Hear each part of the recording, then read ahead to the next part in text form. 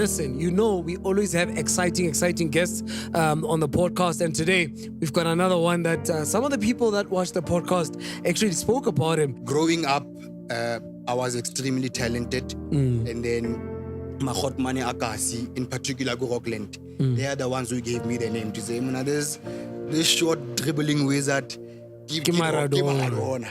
Yes. Sure. Yeah, people must know you are now a qualified life coach, not only a soccer coach. You must add on to that. Unbelievable. Unbelievable. When I talk about him from a high school perspective, that guy was super talented. I remember the very Benoni tournament that we went to in 2009. That's when we got introduced to this crazy talent by the name of Thembinkosi Lodge. Yo, what's up, everybody? Let me take this opportunity to thank you for always watching Game Time Podcast. But hey, look, I hope it's something, fella, very quick. I know Rela Shebella and all that, but Rakopa, please, just like, click the notification button, subscribe, and comment so that we see your little thing, so that we can make means to see that the podcast is doing the most. Let's invite more and more guests into the podcast. Listen, sports is ngata fela, Lebitsa kaofela, and it's only through you. But we appreciate you watching. We appreciate your support.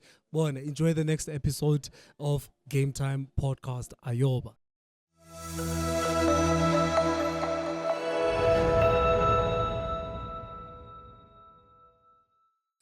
Ladies and gentlemen, boys and girls, Majitana Bungwana, welcome to it. Game Time Podcast, yet another one. And guess what? We're shooting from the Zone Restaurant and Car Wash again. Listen, if you want to party, you want to have that nice braai meat, this is the place to be. February to Valentine's. How to Italy? South Africa. The Zone Restaurant and Car Wash. But anyways, listen, you know we always have exciting guests on the podcast. And today we've got another one that some of the people that watch the podcast actually spoke about him. Quite interesting. And in a few ABC Motsepe League games, people will be like, yo, this coach is the one to be. But Nakemonka from Brea to him knowing a couple of players that play professional, he work about lot, Chibakwana, way that. Maratlo leda didn't say bio. We talking about Coach Donna. He's with Mangaung United right now. Talk about Mangaung City. He was coach at Brea High School as well. Coach Donna, look, let me not take words out of your mouth. Sure, the only thing I can take right now is to take the opportunity to welcome you on the podcast. How you doing, by the way? Yeah, no, thank you, Mpixo. Maybe let me just start off by taking this opportunity to say thank you for granting me the opportunity to be on the podcast. Yeah, no, I look forward to imparting wisdom and just sharing about my journey. Yes. Sure. Yeah, people must know you are now a qualified life coach, not only a soccer coach. We must add on to that. Internationally certified life coach. Sure. Talking about that, let's take it way back to where Coach Donna, that we know as Coach Donna, is who he is.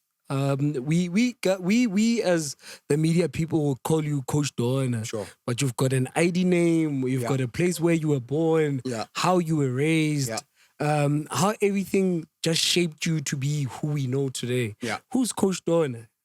Coach Donna, well, his real name's Dona Mosheshe. Yeah.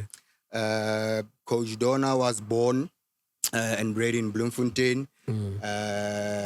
I was born in Bloemanda, and then Cheesecake. I don't know why you like saying that. No, Volfukena it's only the cheesecake. So nah. Kima cheesecake Bloemanda. Hey, so leja cheesy kada le maroto. Okay, I don't want to inherit that title, but yeah, it's fine. Yeah.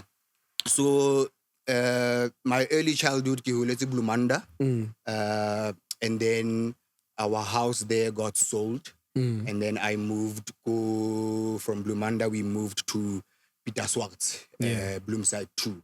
That's where I actually grew up for the better part of my life. That's where my parents' house still is till this day. Yeah. So So ntlong ke Peter Swartse, Bloomside 2, and I also grew up Rockland. That's where my grandma is. You know the story with grandmothers. We all grew up with our grandmothers. But here's the thing about people that live in Bloom, right? People that were born and raised in Bloom, they have that connection with Rocklands. I don't know what's with Rocklands and people having a connection somehow. I feel like in Bloom, Yeah. re ka re Bloemanda, hey Phameng, hey Bochabela, but there's really something about Rocklands. Maybe I could say we must do something about it. But let's continue. Re tlohele Rocklands hanyane, aka Rock La Hood. Wa utlwa ena le mabitso bo di Rock La Hood. Le batho ba repa ka yona. Ke batlo bitsa batho ba bo mrep, mabitso a bo mrep. Sure. Yeah, coach. I think also one of the biggest part is that Rockland is a big suburb or township. You understand? So you find that a lot of our grandmothers ba hlaya da, wabo. So yeah, I could say I was shaped by those three spaces. More importantly, Peter Swartile Rockland. You know, that's what shaped me for the better part of my upbringing. So Kiwotile Magriza, our family was quite close.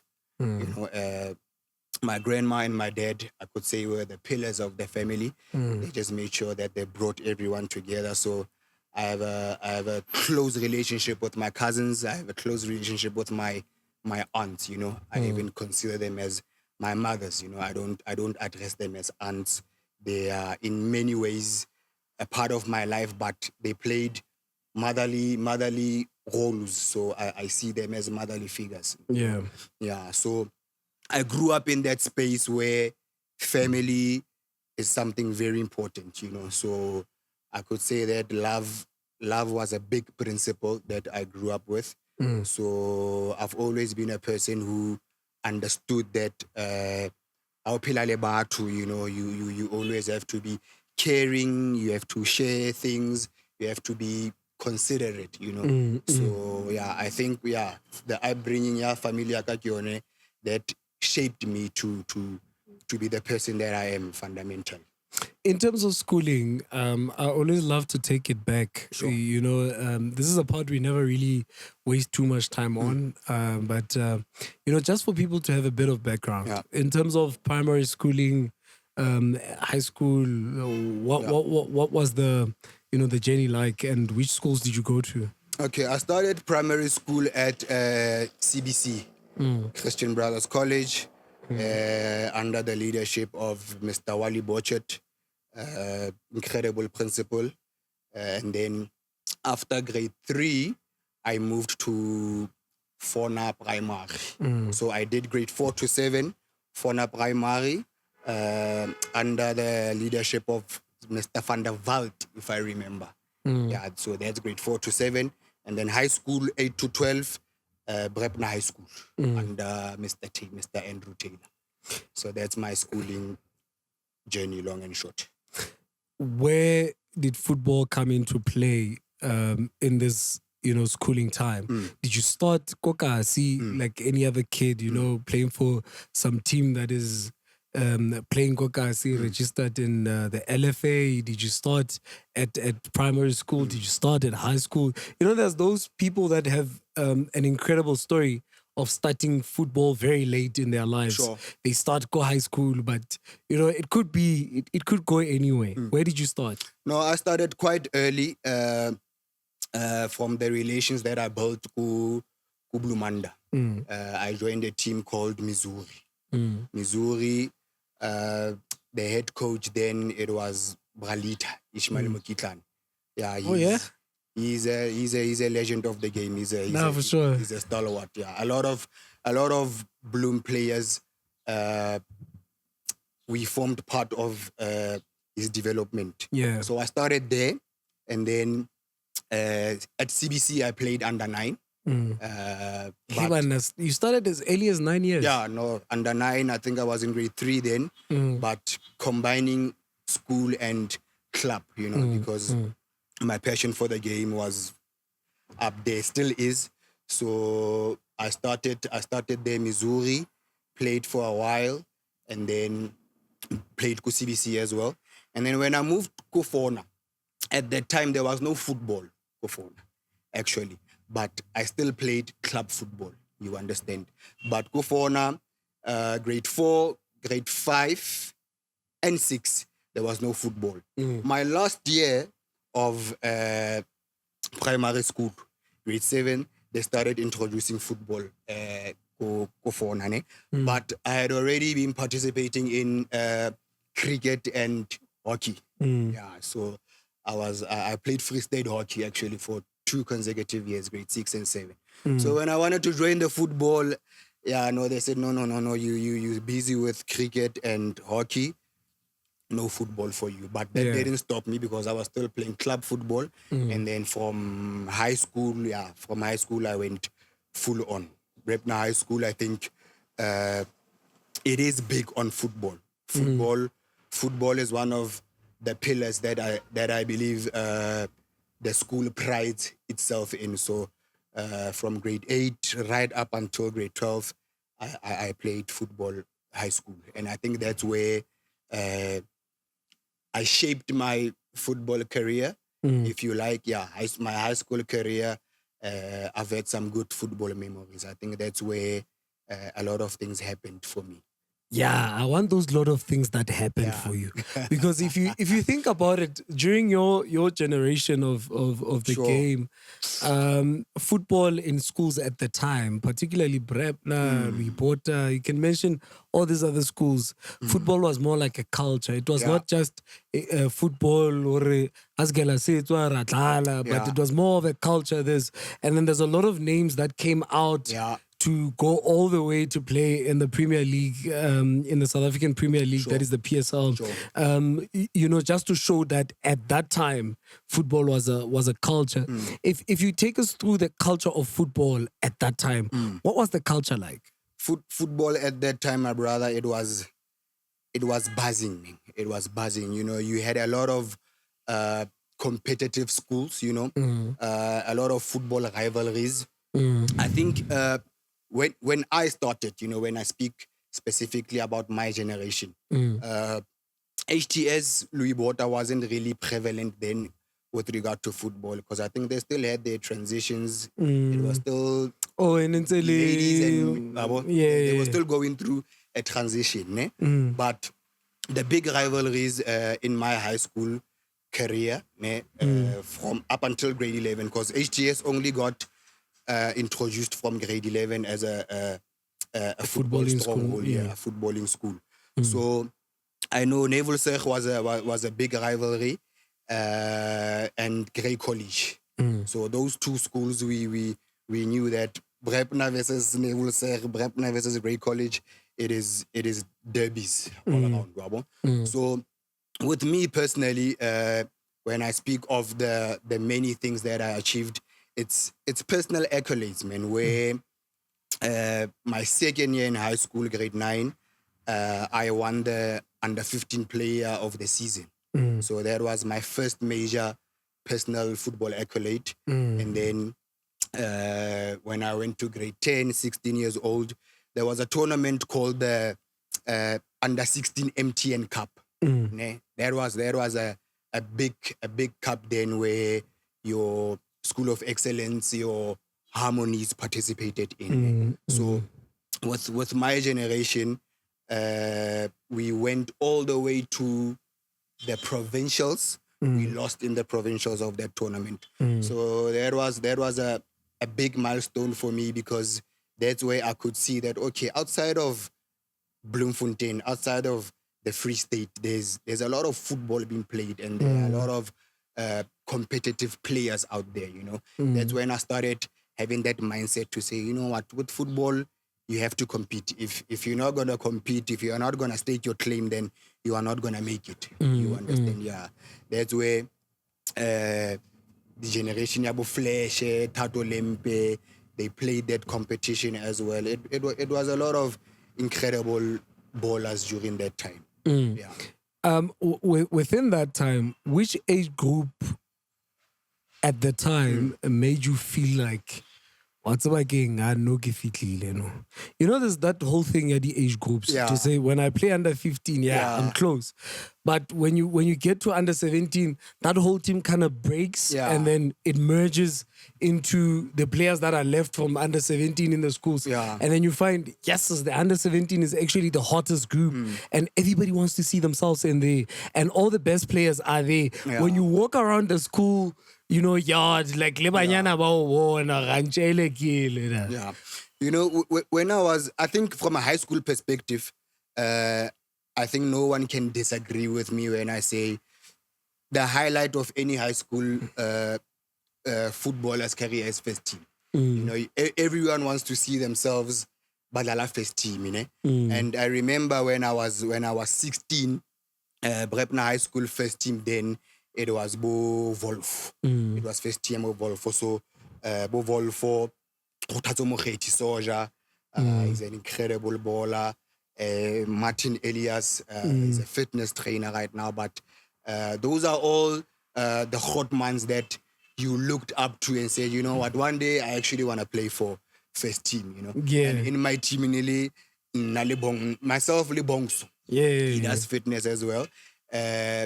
We were the captains from under 15 going up. So we always wanted to say, we want to play for first team. You understand? So first team is always the highlight. We want to play there. What was it about Kgotatso Mokgethi? This is name I'm not hearing the name for the first time. Soja. What was it about him? That guy was lightning fast. That guy was one of the fastest players I've ever seen on a football pitch. But he also had football brains as well, obviously. But he was talented and he was incredibly fast. I think that's one of his biggest traits. He was very fast, head and shoulders above most of his peers. You know, So from that first team perspective, I started first team 2008, grade 11. We won our first national tournament. It was the Benoni tournament. Back then, the Benoni tournament, the Benoni High School tournament was one of the biggest, very competitive. Sometimes you'd have your super sport there. You'd have schools that were feeders to Kaiser Chiefs. There's a school by the name of Petit. It had a lot of Kaiser Chiefs players there, that school there, you know. So that was 2008. 2009 was my last year at high school and my last first team year. That's when actually Mpixo Lodge came to Brepna. Mpixo Lodge came to Brepna. I was in matric. He was 16. I remember there's a gentleman by the name of Mukoni. Yeah, Mukoni and Lee Bateman. I'll talk about Lee later. But they discovered him at some local tournament. And they brought him to Brepna. He came to the hostel. I was living at the hostel. And then basically he was under my care. You know, we were told, myself and Bongs, we were told him, "Now look after this guy." Because he was still young then. So that's when we got introduced to this crazy talent by the name of Mpixo Lodge. Unbelievable. Unbelievable. When I talk about him from a high school perspective, that guy was super talented. I remember the very Benoni tournament that we went to in 2009. He literally, from the quarterfinals right through to the finals, that boy carried us. That's when we actually saw his talent. More, this one is a talent. You understand? So basically what you're saying is how he came into Brepna, it was more like a buzzery type of thing. Yes. Because, you know, people think that buzzeries are a now thing. They don't really realize that this has always been a thing in certain schools. So he got the bursary to come and play football at Brepna at the time. Yeah, I think maybe let me just make this disclaimer so that when my principal watches this interview, he doesn't say I'm saying things that are not aligned with the school's code of conduct. Yeah, for sure. Brepna High School doesn't do bursaries. We don't offer bursaries to anyone, any player, any athlete. it's only under special circumstances where we try to get a player in to help them. You understand? Okay. Yeah. So Tembinkosi Lodge was one of those players where he came from a challenging background. So when he came to Brepna, it was a situation of wasukola habona. So the school tried to help or assist as best as they could. Oh, yeah. You understand? Yeah. Because even with myself, I can mention myself because Hi Peter Swartz, ne? Yeah. It was actually a shack back in my high school time. Ne? Yeah, for the longest part of my life, I think from grade 4, 10 to 14 years of my life, I lived in a shack. You know? So at a point, I struggled to study because I always saw myself as a big academic. You know, I was a head boy go phone when I came to Brepna. You know, so I was always big on academics, performing well. So I started struggling a bit grade 10 academically, and then I also went to the hostel through a similar situation, Yalosh, where the school just said, "No, let's help this guy and see how best we can assist him." You know. Oh, was it because of football as well? Yeah, football. Yeah, the talent has always I'll been show there. on mnati. Yeah, Donna, how can we can do like mnati? Sometimes you don't have to be shy to say really mnati. That is why I keep it Mpixo P the greatest. Yeah. I don't see why not. Kim not. Yeah, How we go no mnati lwena. I think. In fact, before I think, no Jay-Z number man. Jay-Z ta oblela go motho mnati. Well, if you are a football person, the first thing that should be telling is the name. Yeah. You understand? Aish. Yeah, Donna. Donna is short for Maradona. Yeah. You know? Yeah. The story behind it is that growing up, I was extremely talented. And then Mahotmane Akasi, in particular Go Rockland, they are the ones who gave me the name to say, this short dribbling wizard, give Maradona. You understand? Yeah. So that's where essentially the name Donna came from. So yeah, one doesn't like to blow their own horn, but I think in my generation, I can say I was one of the talented ones. You know? Although my career was short-lived, you know, because it ended up being an amateur career because of my knee injury. I believe if it wasn't for that, I could have went on further with my career. Yeah. But yeah, from a high school and a little bit of club perspective, I'll share on that. Yeah, I could say I was somewhat talented, you know. Okay, I say it carefully because I believe that there were a lot of incredibly talented players in my generation, man. I don't want to... Coach, how rumnati does not mean how or exclude batho ba bang ba mnati. O bua ka wena o mnati. Mara re tlwelle ke itse jersey number, Coach Donna. Wa re jwetsa ka Maradona. Ha ke batla hore o no apara 10, ke batla wena o e bua hore ne ba o fa 10 or 8 or 6. There's only one number that Maradona wears. It's jersey number 10. Yeah. It's jersey number 10. Yeah. So that's my number. That's my favorite number still. Yeah. There's actually a guy who lives around this area, City Boy, Matsidi Sobosaleti. Yeah, he's the one after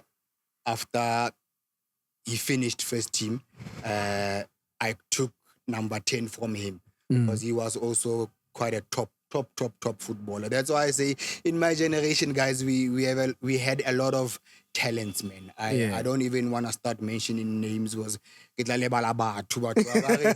offender, you know. Yeah. So yeah, Maradona has always been number 10, my brother. What was the number 10 as big as it is now? From a player receiving the number, where you'd find a situation where people take it personal. Hore, I wow tia fuwa tene like kele teng. Hona le batho ba dumela gore ba ka jara tene mare wa mona ga ntša tlo go fetri mano ga e bolo. O tlele di dintse ba. And a ke bui ka Locha ke re number 3, you know. Locha mnato una tshwantse apare tene bare ba ba ka duduzana. Ke mang kana ke mang? The son of JJS. I got to be Godman and Lebitsa. But if it the whole situation, you know, there are legends that retire numbers. I think would have Boloch, Barokile Teneko Pirates, Botikom DC and them, easy. you know, easy. So how big was it? This whole thing had the number back then. It was, and I think my generation, we had a lot of passionate footballers, you know. I don't like making comparisons because I'm in a space where I coach a lot of young people. But I'm never shy even to tell them that, you know what, I think even societal, it's, football is always a reflection of the dynamics that are occurring or happening in society. So society is moving in a space where there's a lot of talent, but the passion, the character is lacking somewhat. So even with my boys, I always tell them, guys, you guys are extremely talented, but you are lacking in terms of commitment. You are lacking in terms of character, you know. That's why I'm saying it's a societal issue. It's the space that society is moving in. It's not isolated to football. We have a lot of moral issues in the society that we live in today that we did not have back then. They were there, but I think now they are magnified and there's a lot of it. So we had a lot of committed players there. So even the issue of numbers, it was a big thing. You had to fight for your number. Even the teammates had to approve to say, this guy, why deserve a number? So it wasn't just a thing of, I'm on a pente anymore, and then, you know. So there was always an expectation in terms of numbers, whether it was 10, whether it was any number, you know. You claimed it as a number that you prided yourself in, and you had to show it with your performances as well. So that's, yeah. Look, Coach, I know you said you were going to forget people, but I have to ask. You spoke about Lodge, right? Who are some of the players? We know, here's a reason why I'm asking this. We know you have good relationships with some of the players that are playing in the PSL, like the likes of Abu, Neo Maema and them. You know, you can give us the list, but I'm just saying some of the players that you were able to have a relationship with them that we see them on TV today. I think I'm starting to reveal my age. When we speak about those are actually younger players who came through the ranks later. You understand? I didn't even get an opportunity to share a pitch with them because I'm way older than them. So unfortunately, and it really is unfortunate that my generation of players, you know, players who were born 1991, 1990, you know, we had a good group of players that unfortunately never quite made it professional. A person like Bonks, for example.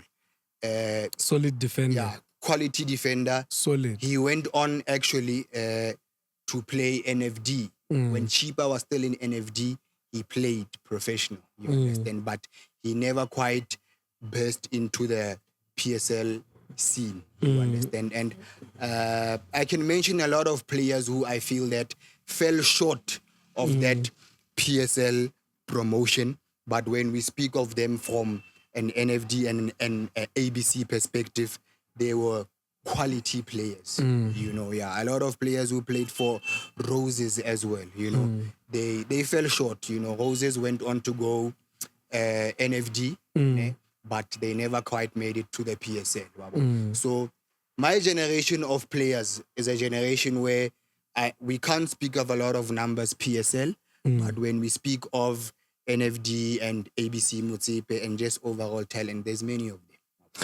Yeah, no, let's take it here. Yeah. From Brepna, where do you go? Okay. Brepna High School. I don't know. Should I? This is still the playing part, ne? Yeah. Okay. Oh, definitely. We're talking about your playing days. Okay, sure. Oh, definitely, yeah. My mind is switched on the coaching. Yeah, ratsa also le mokwetlisi but my everyday life is coaching. Step by step. I think step by step. Coaching. As I got lost there for yeah. it. From Brepna High School, my grade 11 year and grade 12 year, I joined CUT. Yeah, my grade 11 and 12 year, I played for CUT. When I got to CUT, the head coach there was Coach Debu. Yeah, who was also the former head coach of Mangaung United. So it was Coach Debu, and the assistant coach was Lee Bateman. Lee Bateman was my high school head coach. So I went to CUT via Lee Bateman. So that's grade 11 and 12. Grade 12, Lee Bateman was the head coach. So I got to play a bit at CUT. After grade 12, I left CUT. And then, if I remember correctly, I joined, I went for trials at Bloemfontein Celtics. Colts. There was a team called Hellas FC. I don't know if you are familiar with it, but it was quite big back then. Hellas FC. Hellas. You can ask people about the team. Hellas. It was owned by Greeks. The people who are gonna listen to this will know exactly what Hellas FC, yeah. Hellas FC was a big team back then. It was owned by Greeks, but they sold their status and then they sold it to Celtics Colts. So I joined Celtics Colts, but on a trial basis because the team was still going through a transition of statuses being sold. So some players were leaving, some players were coming through. The trials went on for about 2 months. No jokes. The head coach then was George Nechuronga. Yeah, a lot of players in my generation will know George Nechuronga. They called him Gino. He's also a Bloemfontein Celtics legend, actually. I forgot his position, if he was a striker or a defender, but he was a Celtics legend. So I went to Celtics called 8-week trial, and the week where we were supposed to sign and make cards, Coach Gino called me to his office, and he was blatantly honest with me. He said, "Emona, you are a bit low in the pecking order for players in terms of game time. So I want to sign you, but I'm not gonna promise you that you are gonna play. I can see your talent, I can see your commitment. You've been committed to this trial process, but when you sign, just know that you are not gonna play a lot." So in that moment, I was honest with myself as well. I said, "You know what? Thank you for being honest, coach. I'm not gonna sign. I get no sign now. Let me rather look for greener pastures or a team where possibly I could get game time." So I left Kesa sign. And then, so when you talk about signing at that time, are your parents involved or you are just negotiating for yourself? Yeah, it's not even negotiations per se, because it's still amateur. Yeah, Celtics Colts was campaigning ABC Motsepe then. So it's still a thing of when Abare was signer. It's not a professional contract. You just sign literally forms just to say that have the details to how you're going to register with this team. Yeah, and then you have to go for medicals, and that's that. So amateur, SAB, ABC semi-professional. Kidi 1 year, or sign a fella a 1 year. And then based on the financial muscle of the team or how the team operates, they can decide to say, okay, now we're paying players, and they'll decide if we have contracts or it's a gentleman's agreement. We'll get to that, and all of that. So I left Colts. For a while, I was in the wilderness. Yeah. And then there was a team that got formed, Ebitwang Hunters, Hunters FC. If I remember correctly, it was started by Kagisho Dikhatwe, KG, but KG was still in England back then. Ne? So KG started Hunters FC, and then I went to trial there. Head coach there. Was it the time Bo Branox, Libusho, and I think them were there? Branox came. They came slightly after. Okay. Ne, because I was still on trial there. The head coach was Jomonduli. That's where I got officially acquainted with JJ's. Yeah. The legendary JJ's. Of which I'm also grateful that I got to work with him in a coaching capacity. Yeah. But I was at Hunters. I went on trial there. Didn't quite make it as well. So Hunters Akasaina. So after that, I think that's where Bobranoxo came through and there was a lot happening, but I didn't follow what was happening in the team then. Yeah. So after Hunters, I joined a team by the name of Babu FC. Yeah, I remember Babu. Babu FC, it was quite a stronghold in Hededal. The owner of the team, we called him Babu Omchu. And then his son, Alan Adams, he was also part of management, but he was also a player. So Babu, I actually played for 3 seasons there.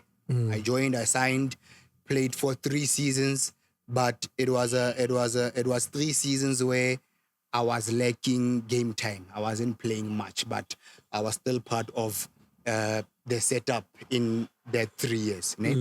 After the 3 years of Babu, I left. I went to Mangaung Development. Yeah, before Mangaung Unite, there was Mangaung Development Soccer Center. So it was playing SAB League.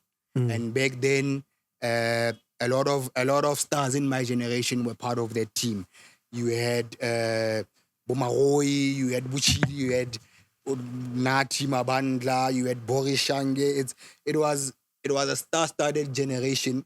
Neo Nakuza, Josie Makauta, a star-studded generation. That's why it's unfortunate that a lot of the gens didn't actually make it professional. So I played at Mangaung Development for a while, but there were certain players that I already found there. Who owned Mangaung Development at the time? It was Messinki. If I still remember correctly, it was Messinki. And I don't know if he had partners or other gentlemen who were helping with the day-to-day, but I think Messinki was still a prevalent part of Mangaung Development. And Mangaung, Messinki bought an ABC Motsepe status. Yeah, that's when Mangaung Unite started. And what year was that? 2012, 2013. Around that time. Yeah, Mangaung Unite 2012 or 2013, if I remember, if memory serves me right. Bought status, and then most of the players Banabali Mutiminyaron, they joined Mangaung Unite. With a combination, obviously Mangaung Unite, they started their own thing, trials, got recruits, Botsani, that's when they joined Tumelon Klapo. The team manager was Goodwill Mukwena. Goodwill Mukwena was actually an exceptional footballer at Grey College as well. So they had a good squad as well. But most of my teammates went there, and I stayed with some of them because Nesenseke, I was only starting more the development side. And I remember, 2012, 2013 was actually one of my best seasons playing club, because I was given a role, I was given a captaincy role. I was playing one of my best footballs. The head coach was Pera. Then Phera Tlankana. Phera Ntlankane, yeah. Yeah. Ne re mmitsa Rigros. Rigros because of Mpayarare. So I know quite think I meet a request the next time I see him. I don't know. It's relational. You can take your chances, Okay. but when I never meet Rigros, just teasing, you know, player coach relationship. Yeah. Assistant coach was Malik. Yeah. Coach Lakes. He went to Black Horse and Celtics as well. I don't know if you know him. I'm not familiar with him. Yeah. So in that season, there was a game that we were playing at Clive Solomon. I tore 3 out of 4 of my knee ligaments. Yo. That's where my playing career stopped. Yo. What do you remember? What was it? A training? Was it? No, it was a game. It was a game. Who were you playing? What happened? SAB League game. I forgot the name of the team, but it's a team from South Pan. I was actually converted to fullback. So it was a 50-50 situation. Yeah. Where I'm the fullback. Their left wing is coming this side. So I got to the ball first, and just when I got to the ball, went past him slightly, and then he fell on my knee. He tackled me, and then he fell on my knee. That's where, in that moment, I felt the impact, but because it was happening so fast, I couldn't say in that moment like my knee was broken. But the impact, I felt it, and it was, I can't even say the seconds, but I remember when I opened my eyes, hell, what I saw traumatized me. I literally saw... What did you see? I literally saw my leg disjointed. You know when your mind tells you that your leg is supposed to be in a certain position, but you can see that this part immovable completely. Yeah. I lost it. I cried. My teammates even say that I passed out. Phew. I passed out. Next thing, I was in hospital. Yeah. Here's an interesting question. With that tackle, yeah. Are you a Christian? Full on, born again. Were you a Christian then? Yes, I was. We are having a conversation right now, ne? Yeah. So in any of those teams, Tupanyana ne Shabu? No. I think those... No, you were playing there. Not now. Now you are not playing, you're a coach. No, maybe I'm privileged to say that I've never encountered the situation where my faith would have been tested to that point. Because it's easy. It would be easy for me to say, I'm a Christian. I would never do that. But when you're in the situation and you're a professional, you can't say. But the teams that I played for, none of that. It was purely development. So tuba ditlhare di eng, none of that. So not even I wouldn't even say there was envy from my teammates to say no, it was a plain natural injury. It happened. Not even players in your team, Nah, not that I know. No, let me tell you, when I tumelende kero it's a tloa kana ke nka sie ya hae banna banna we mona enwane mo a ritse ha tloa ntate a mo fa dinthonyana ga ntse ya di trialeng o nno hlape, you know. So o no dlala le majita when you were full on Christian, ga utlwisisa when you were full on Christian, but majita they are not full on Christian, they are not born again, ba itswela ka sitse ba tswang go tsona ba tla ba khwasitse mo ba khwasitseng teng. It's the plain truth, my brother. We were just full on passionate, playing without any stories. Yeah. So I got to let you help because kids are idea you get the injury. Yeah.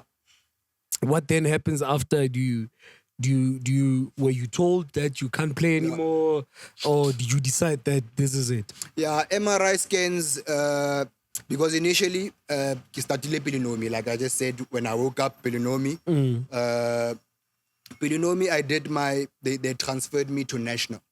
National, they actually operated, we went for scans first. MRI scans, the doctor told me, Mona, not only now is it a ligament thing, there's some ruptured bones as well, some things are swollen, some bones are cracked, so football career, forget about it. But me being the Christian that I am, with the faith Mighty that I had, Jesus. I just told myself, you know what, whatever this guy is saying, I'm just gonna park it. I still had faith that I would recover. So, but you know me, they transferred me to National, had my first op, because I didn't have a medical aid then. Did my first op, but they only operated one side of one ligament. Fortunately, a month or So two. one ligament out of three. Out of three. Yeah. So their explanation was, it takes time, so I need to do the first op, go for rehab, physiotherapy, and then later I'll do my second op. 3 months later, my medical aid came through, because I was still under medical aid of my mom. Came through. I went for a second opinion, go Mediclinic. So the Mediclinic doctors were like, we're not having this. We are redoing this knee. So at Mediclinic, they did the full-on operation. They call it a knee graft. When they replace your ligaments, they call it a graft. So they take out tendons from your other knee, and then they form ligaments. So I had a full-on knee op, all three ligaments, did the knee graft, and then I started with rehab. So the doctor I made it clinically, and he was honest to say, he said, Imona, your knee will get to full range of motion, but from a playing perspective, it's a risk. It's a high risk, because even now I have a lot of screws and plates in my knee because of that graft. But my faith was saying other things. My faith was saying, bro, you're gonna make it. Just continue with rehab. Let's trust God that something will happen. Did you get your pastor to pray for you? And Yes. But I was part of a community of believers, you know. Yeah. So one of my youth pastors, Pastor Sean, I'm actually very grateful for him as well. He not only did he visit me in hospital, but even post-injury, he visited me at home to check up on me. So I was always surrounded by a community of believers, you know, people who were trusting God with me that I would recover. Yeah, I didn't go to isolated churches for healings and miracles like that. It was always within my church circle. So I trusted God for recovery. 2-3 years trying to do rehabilitation. And then at a point, the realization came to me that, you know what, this is not happening. Yeah, this is not happening. I wanted you to take us through that whole thing, so that I can find out as to where did you really realize that it's game over now. Because I want the feeling of you now being by yourself and realizing it's chai. Like, how was it like? You know, Lebitsa Maradona, you rock jersey number 10, you've been to Brea, you did what you did, you went to all these teams that you spoke about, grade 11, 12, you're at CUT, you move on to play Mangaon Development, you play Babu, you play all these teams that you've mentioned. And I know as you go through that, you also have this vision that one day I'll probably be at Chiefs, I'll probably be at Pirates, I'll probably be at Sundowns. Chiefs, definitely. In sickness and in health. Yeah. Because I'll pay you more. Yeah, no. Yeah, so you get to a point where you realize, hey, son, this is not getting there. I don't think I can pin it down to a moment, but the realization did come, because like I'm saying, I was trusting God for this. So during my rehabilitation phase, I actually started getting involved at Brea, my former high school, ne? With football. Lee Bateman gave me a call to say, Mona, while you are recovering, come get involved with the boys. Let's see what happens. Ne? So I was involved with coaching at Brea. I actually started coaching girls. My coaching journey started from coaching ladies, and I think a lot of coaches who coach ladies will tell you how difficult it is to be in that space, because some of them don't even know positions. They just want to play. Yabo. How was some to position? You know? So that was that was where my coaching was tested. Yeah. But I started there, and I also enrolled at a college called Exercise Teachers Academy, ETA, sports management. So I was doing sports management while I was coaching. You understand? So in that phase, you studying, ETA, the course that I did, it was a 2-year diploma, ne? But it's called a diploma because it's combined with practical experience. So it is international accreditation, because in the States they actually do it like that, where you do theory and practical, combine it. So I did 2 years, and in that 2-year period, combined with my coaching, like I'm saying, I can't pin it down to a moment, but that's when I started to maybe fall in love with coaching a little bit. And then I just had to come to a point where I was just honest with myself to say, ish, buddy, you're about 22, 23 right now. What does the future hold? What's the next move?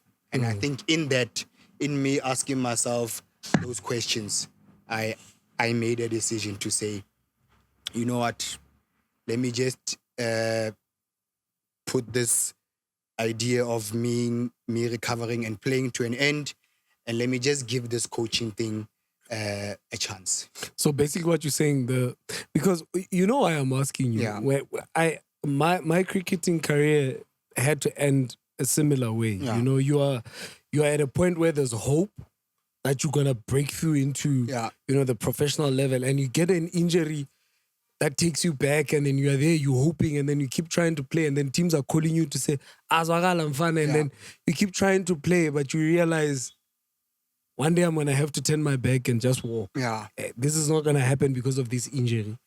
And you are shutting down a dream. Yeah. To say, yes, Yeah. that green and gold, goodbye to it. Yeah, no. And then you watch other players come into the game. Like, I used to watch the likes of Riley Rousseau get into the game, and I'm like, yes. Yeah, no, it's you know what I'm saying? it was a painful one. I don't want to lie, my brother. I think if even to this day, man, you still have something in your mind that says, what if? What could have been, But I had to make the decision. One of my dreams was to play for Kaizer Chiefs and Bafana. I think any footballer's dream, besides the club team that I want to play for, everyone wants to play for the national country, team. Yeah. So that was top of the list, Wabo. But in me now, starting with my coaching and falling in love with coaching, with the support of my leaders, because I've always believed in mentorship and accountability, and having people in your space that you can share your dreams with, and that can keep you accountable to them as well on a day-to-day, to say, Mona, how far are you, Abon? What are you busy with? I got to say, let me just turn this dream into a coaching dream.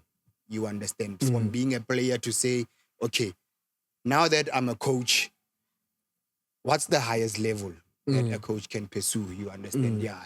That's where my dreaming in terms of coaching started, to say, okay, let me see if I can't go all the way and become Ebafana coach. Let me see if I can go all the way and coach at the highest level locally and by God's grace break through internationally and end up sitting on a Barcelona and Arsenal and Manchester United bench.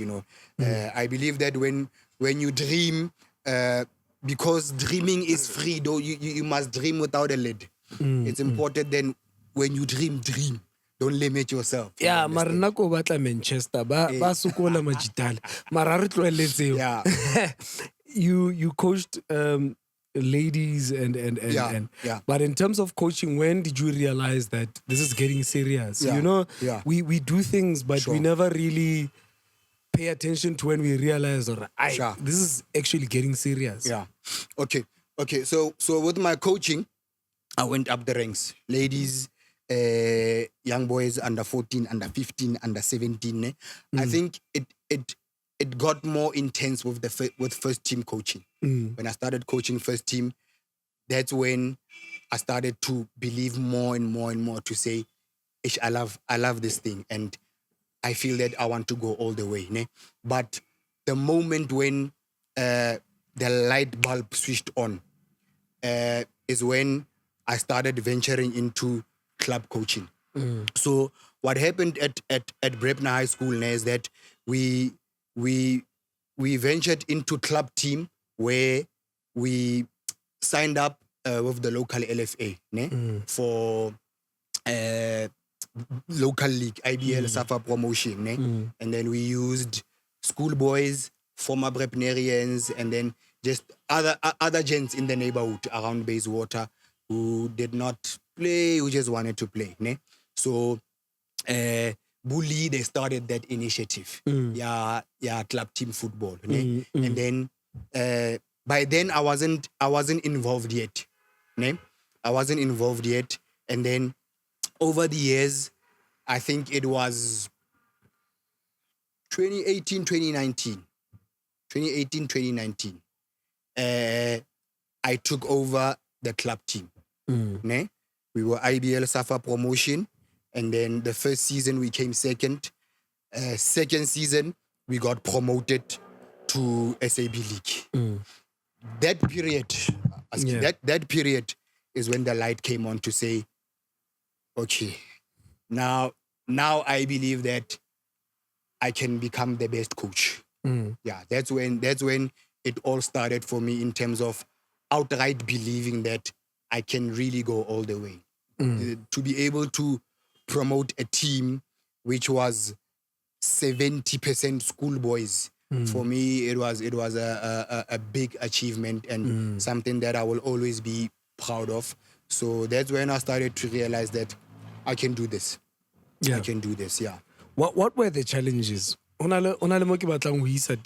the challenges at the time that came with that whole process and you get to the SAB League? And what are the challenges as well at the SAB League? The big one would be the player personnel, where because it's predominantly high school boys, the boys are academically inclined as well.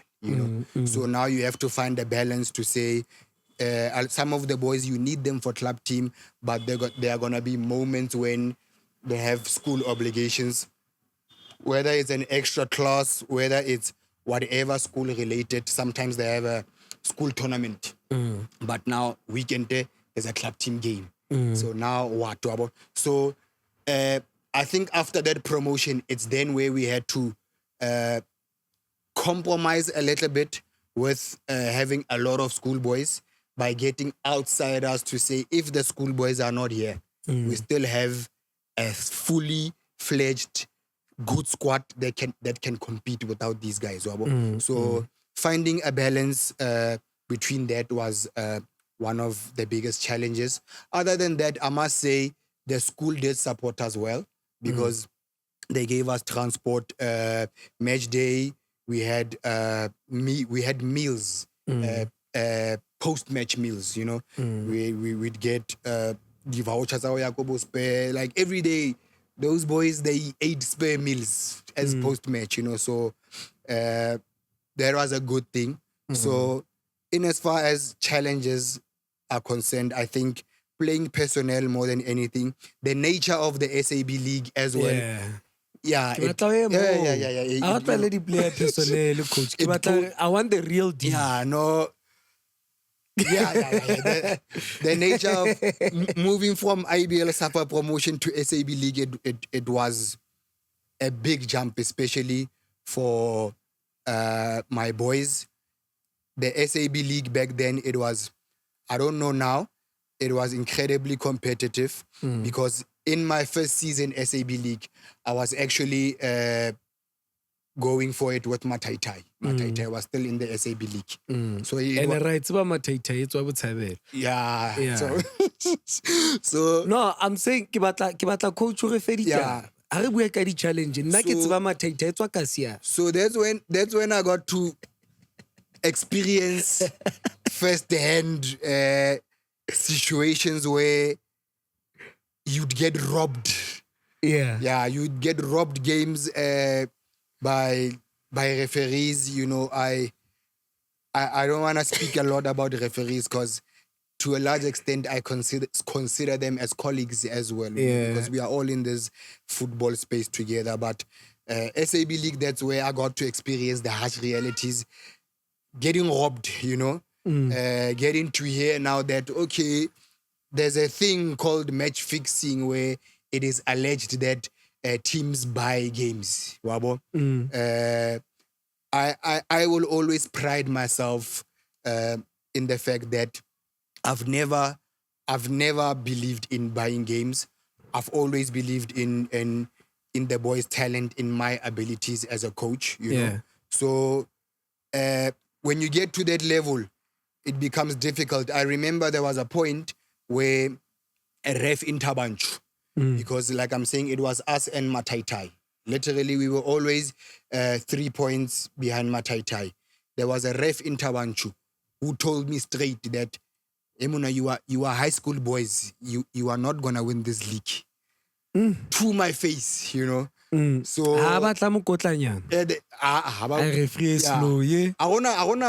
there's no one who actually came to me outright ka bribe. That one I can say it confidently. But you did hear stories of match fixing and mareka di game. So, ke nana referee na tshaba o jetsa straight coach. Le tswa brep na man mafana ba ba ka kopanya le batswadi la bia ntho tafoleng so maybe that's why some games we were shafted, because there was a stereotype around brep na to say, hey, kidi cheese boy, they are well off, why ba sa reki di game, but we never did that, and we surprised many teams because we competed, we were up there, you know. Our game against Mataitai, it was a top of the table clash at Brepna High School main fields. And on that, I will never forget that game. Mataitai, Papakile, the interstate is a trader. It was packed. Supporters came. Yeah, but it was a vibe. It was a tough game. A game that I won't be afraid to say that I feel we were outright robbed. We were robbed. What happened exactly that made you feel that you were outright robbed? We were in the lead. We were in the lead, and it was a game where had we won it, we would have been equal on points with them, but above them with goal difference. So we were in the lead. 5-6 minutes left.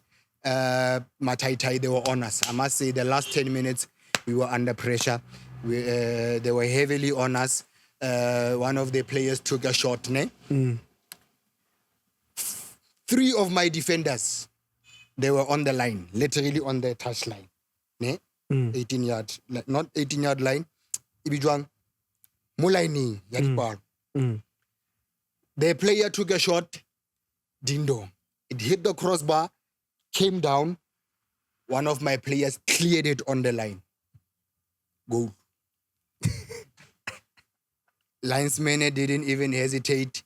He gave them a goal. So I felt very hard done by that decision. So the game ended in a draw. Mataitai was still in the lead with about 3 points. And then two games later, COVID hit. COVID hit, and then Mataitai were declared the winners by virtue of COVID. They found themselves in the They ABC went straight to ABC, and then we were second. And then unfortunately, the principal pulled the plug on the club team and decided that this is not worth it. But you got the opportunity to move on to be with Mangaung City. Yes. You were with Black Ross. Yes. Now with Mangaung Unite. You know, the ABC Motsepe League now for you. How's that for you going? I think this is my third year involved in ABC Motsepe. First season was Black Cross. I had a after what's this?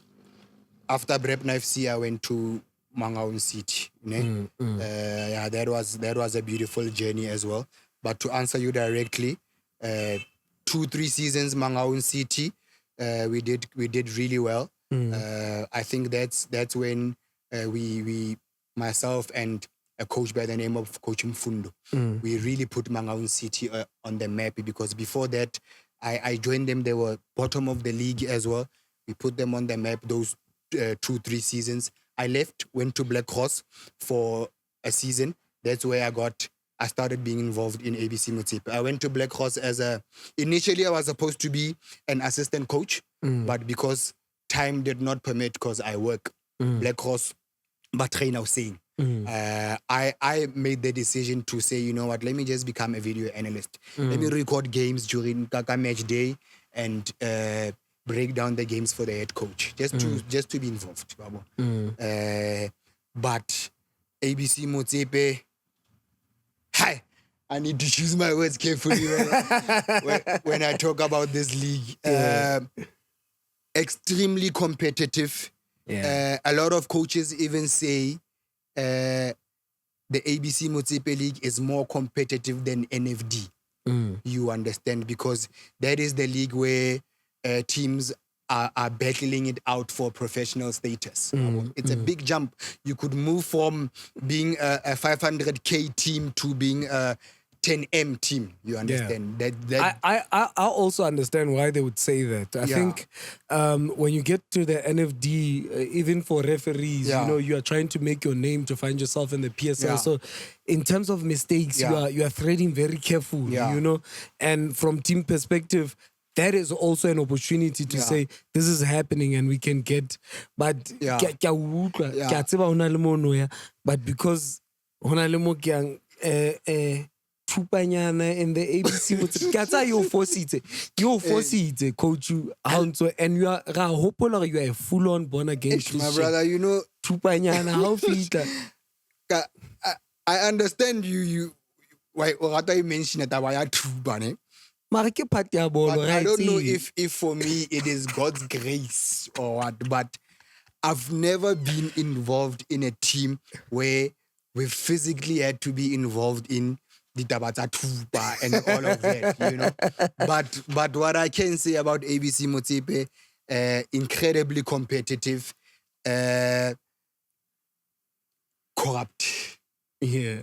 The ABC Motsepe is really tough in a sense that teams get robbed. Teams get robbed. Although, even before we started the interview, I mentioned that it has loopholes where you cannot outright say referees were bought. But when you are a footballer and maybe even a spectator or someone watching a game, you can see that there are some very dubious decisions that go against teams where you honestly feel that, but this could not have, there's no other way. Someone must have been bought to favor results to other people. So that league is a league that is tough in that sense where teams get robbed, man. I honestly believe that although I can't outright say or prove, but I believe there is a level of match fixing. I think there were a lot of cases, so maybe I speak carefully, but I can also be confident to say that there are cases that have been made public of referees who were suspended because of match fixing and all of. So it's not a new thing. People know about it.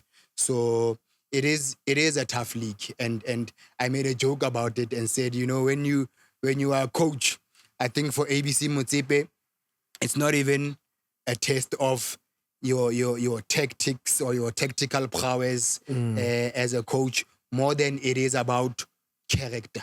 When you coaching ABC Motsepe, your character as a coach will be tested to the limit. Definitely, it's a tough league.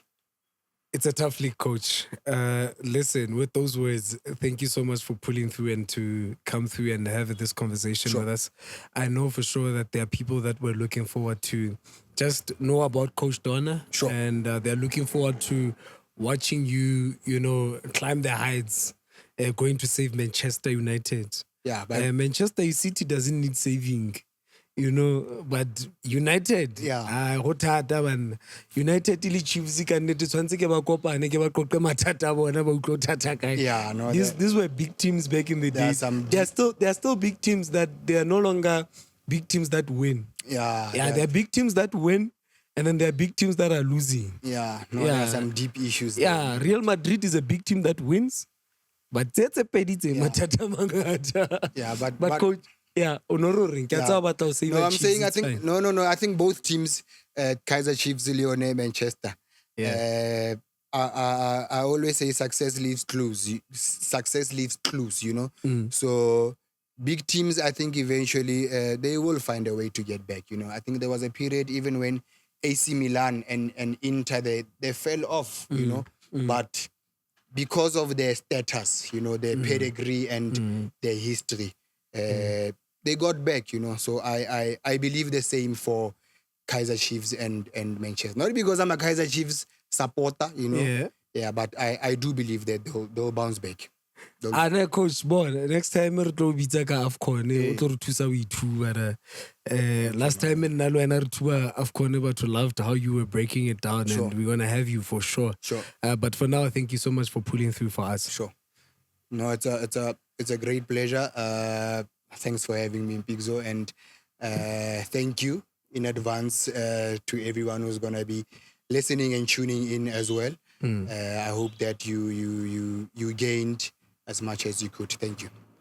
And as always, to whom much is given, much is expected, and to whom much is expected, much is required. Every champion that is a champion today was once a contender, refused to give up. I'm Mpixo P, the greatest for Game Time Podcast. God willing, I'll see you next time. Ayoba.